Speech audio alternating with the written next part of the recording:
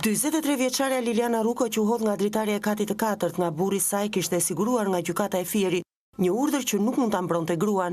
News 24 siguron dokumentin e gjykatës që mban datën 9 nëntor të këtij viti, ku përfshihet urdhri dhënë për një periudhë një vjeçare.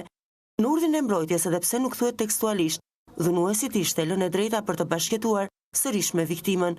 Gjykata vërtet kishte pranuar padinë e 43 vjeçares dhe kishte lëshuar urdhër mbrojtje ndaj saj, ku urdhëroi padituri mos kryente, cënonte, ngacmonte, kontaktonte ose kërcënonte gruan e tij Liliana Ruko. Por nga ana tjetër, siç lexohet në pikën 6 të vendimit, i padituri duhet i rinte në një distancë mbi 2 metra larg gruas së tij. Një distancë kjo që do të thotë se dhunuesi mund të qëndronte me 43 vjeçaren edhe në një koltuk. Mjafton që ata të ishin 2 metra larg njëri tjetrit. Në asnjë rresht të vendimit të gjykatës së Fierit, nuk thuhet që bashorti të ndalohet të mos shkojë në banesë, ku jetonte gruaja me 2 fëmijët e tij.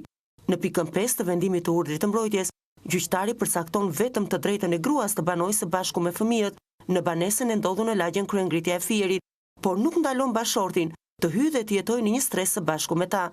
Ndërsa nuk dihet se çfarë kërkese kishte bërë dhunuara në polici për sigurimin e jetës së fëmijëve, në urdhrin e gjykatës nuk flitet në asnjë rresht për mbrojtjen e tyre, por vetëm për kontributin mujor në vlerë 27.000 lekë që duhet të paguante bashorti për 2 fëmijët e mitur.